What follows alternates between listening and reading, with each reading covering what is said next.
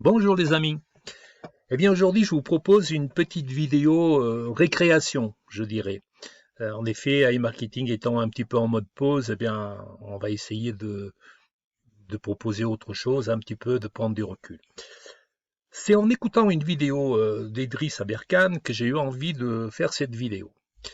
En effet, dans cette vidéo, Idriss expliquait que toute nouvelle technologie, toute nouvelle invention passait par trois phases. Et du coup, je me suis dit, tiens, j'ai envie d'appliquer ça à e-marketing et de savoir ce que vous en pensez, vous. Savoir, dans ces trois phases, où est-ce que vous situez e-marketing. Alors, je vous explique. Comme je vous l'ai dit, donc, il prétend que toute nouvelle invention passe par trois phases. La première, qui est la phase du ridicule.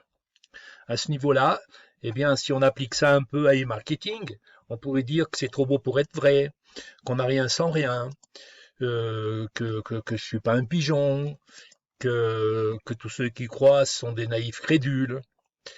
Ça, c'est la première phase. Ensuite, il y a une deuxième phase qui est que c'est dangereux.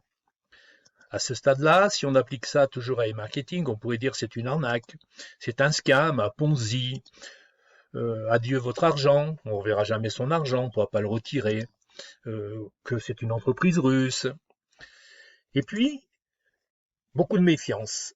Et le temps passant, on en arrive à la troisième phase, qui est l'évidence. C'est-à-dire que à ce moment-là, ça devient évident un peu pour tout le monde, et vous avez bien entendu deux camps.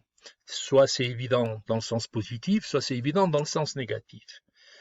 Et vous avez d'un côté des gens qui disent oh bah là ouais, quel con, on me l'avait pourtant dit. Exemple Bitcoin par exemple, pour donner un exemple que tout le monde comprend.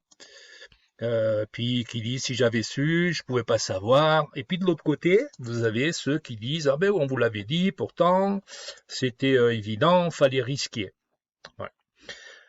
Alors dans chacune de ces, pour comprendre chacune de ces trois phases, on peut dire que dans la première phase, la phase du ridicule, on trouve essentiellement des gens qui sont des pionniers, des visionnaires, des initiés.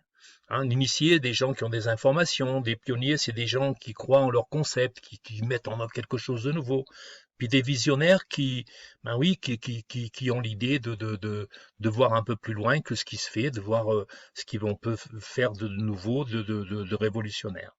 Dans le deuxième groupe après, au niveau des dangereux, vous avez plutôt des gens qui sont des experts, des investisseurs, des gens qui ont du goût du risque. Et puis vous avez aussi des suiveurs, c'est-à-dire c'est des gens qui suivent un peu l'activité, qui ont des informations et qui comprennent que oui, c'est peut-être dangereux, mais qu'il n'y a pas besoin d'investir beaucoup, plus ou moins, et qu'on voilà. Et qui sont persuadés de l'intérêt de rentrer tôt, de prendre dans le business, de prendre le train le plus tôt possible. Et lorsque ça devient évident, et là c'est dans l'ordre, c'est-à-dire que vous avez les informés, donc vous avez des gens qui suivent un petit peu, qui sont un peu mieux informés, qui commencent un peu à voir que quelque chose de nouveau, qui a de l'avenir.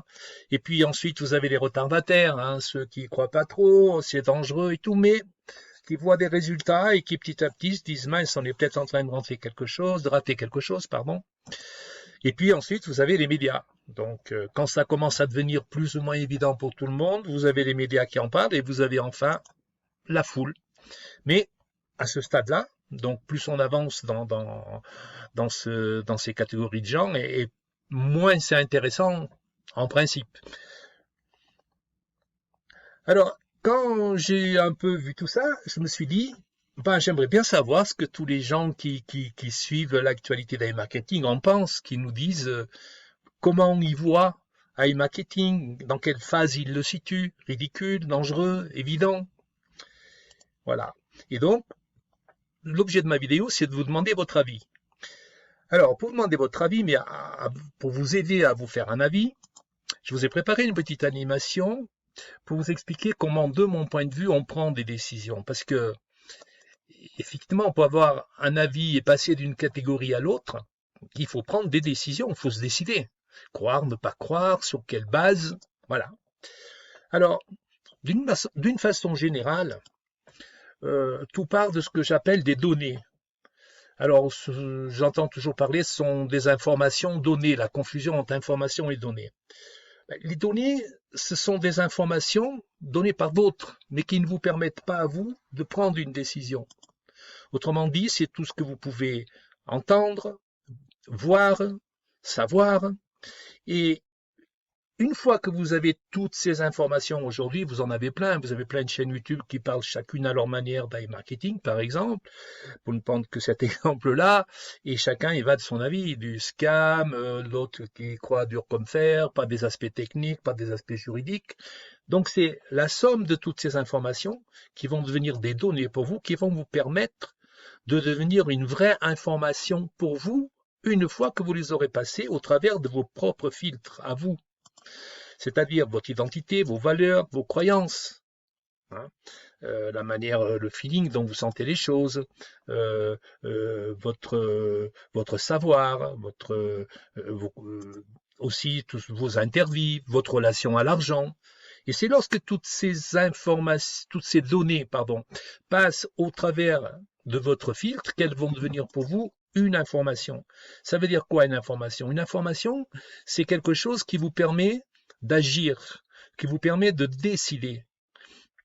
Et, et du coup, cette information vous permet de passer à l'action. C'est-à-dire qu'il n'y a qu'en passant toutes ces données au travers de vos propres filtres, de vos croyances et de vos valeurs, que cela va vous permettre de passer à l'action, c'est-à-dire d'y croire et de faire, ou de ne pas faire et de ne pas y croire. Et une fois que vous avez réussi à prendre votre décision et à vous situer par rapport à tout ça, eh bien, vous ensuite, est-ce que vous avez les moyens de passer à l'action? Est-ce que vous êtes décidé à passer à l'action? Et puis aussi, une chose qui n'est pas facile souvent, c'est d'assumer son choix, parce qu'on n'y pense pas toujours, mais par exemple, aujourd'hui, si vous pensez que, c'est dangereux et que vous avez face à quelqu'un de vous qui pense que c'est ridicule, ben, il va vous prendre un peu pour un idiot, quoi, parce que comment tu peux mettre ton argent là-dedans, etc. Donc voilà, je vous donne tous ces éléments pour vous aider un peu à réfléchir et à savoir.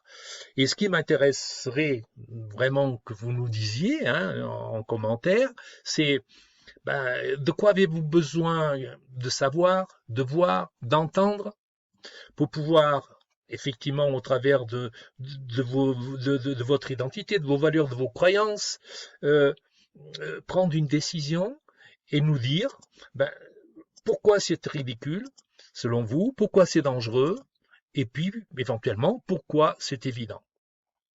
Voilà, moi ce que j'avais envie un peu de vous dire et changer un petit peu, pas toujours faire des vidéos techniques parce que je trouve que c'est intéressant parce que on utilise e-marketing comme support, mais en fait, ce que je viens de vous expliquer, vous pouvez l'appliquer à n'importe quelle nouveauté, quelle nouvelle chose qui se présente à vous au cours de votre vie.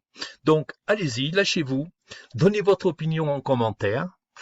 Et ça aidera tout le monde, chacun d'entre nous un peu, peut-être aussi à se forger sa propre opinion au travers de ce que vous nous direz les uns et les autres. Voilà, je vous remercie encore une fois pour tous vos commentaires, vos likes, de vous être abonnés et puis vos partages, car je vous le dis toujours, si vous appréciez, n'hésitez pas à partager.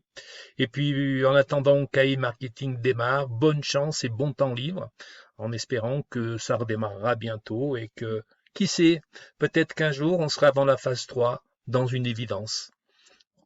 Espérons. À bientôt, merci.